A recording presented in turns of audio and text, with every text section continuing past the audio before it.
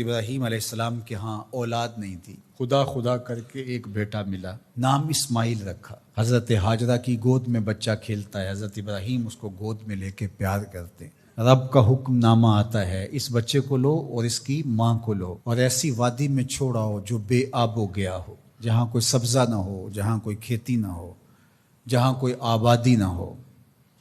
اللہ اکبر! نومولود بچے اور اس کی ماں کو ایسی وادی میں چھوڑ آنا جہاں کوئی انسانی آبادی تو درکنار، کوئی پرندے بھی نہ رہتے ہوں، یہ کوئی تھوڑا امتحان ہے؟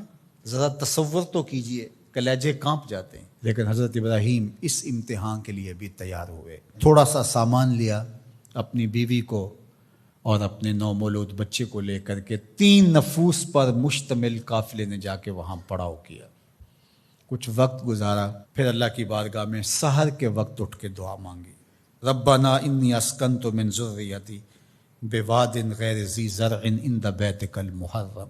اللہ، میں اپنی ذریت کو، اپنی نسل کو، اپنی اولاد کو ایسی وادی میں تیرے آسرے پہ چھوڑ کے جا رہا ہوں جس وادی میں کوئی کھیتی نہیں، کوئی سبزہ نہیں۔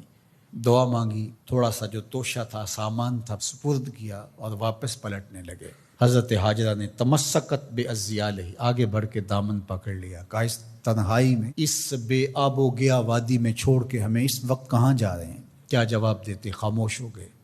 تھوڑی دیر گزری، پھر قدم اٹھایا تو پھر بیوی نے دامن پکڑ لیا اور حضرت ہاجرہ بولی، اس وادی بے آب و گیا میں ہمیں چھوڑ کے کہاں جا رہے ہیں؟ حضرت ابراہیم کوئی جواب نہیں دیتے۔ ذرا تصور کیجئے، آپ بھی صاحب اولاد ہیں۔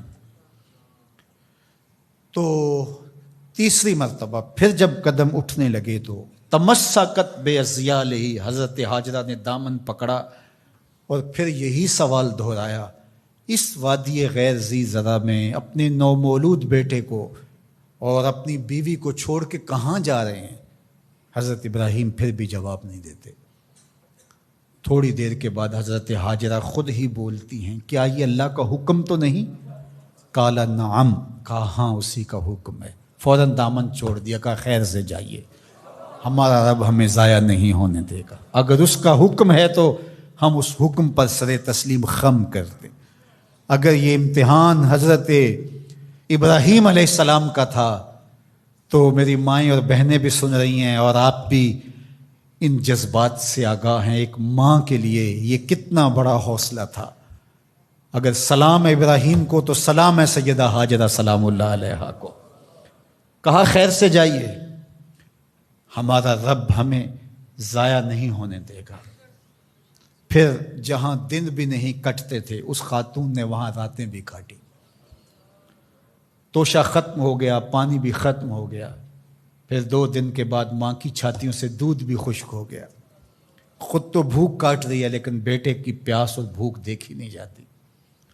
ایک چھوٹے سے پتھر کی اوٹ میں اسماعیل کو لٹایا اور خود پانی کی تلاش میں نکلی۔ ماں کی تڑپتی ہوئی ممتا کی کہانی دیکھو۔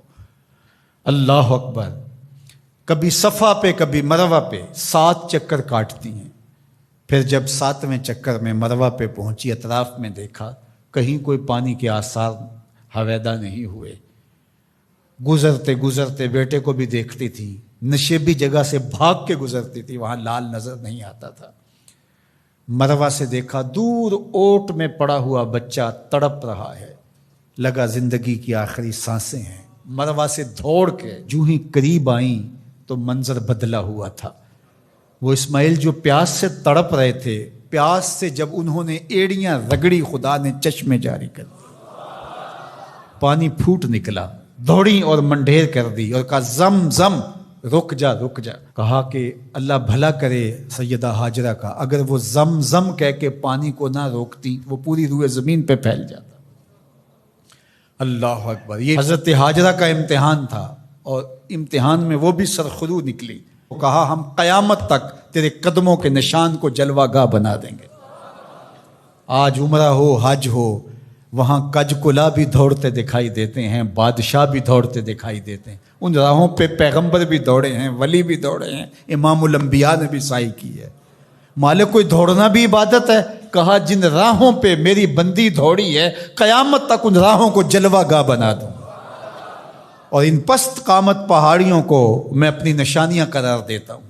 ان الصفا والمروۃ من شعائر اللہ، یہ اللہ کی نشانیاں قرار پائیں، عزتوں کے نشان بن گئے۔ اللہ اکبر۔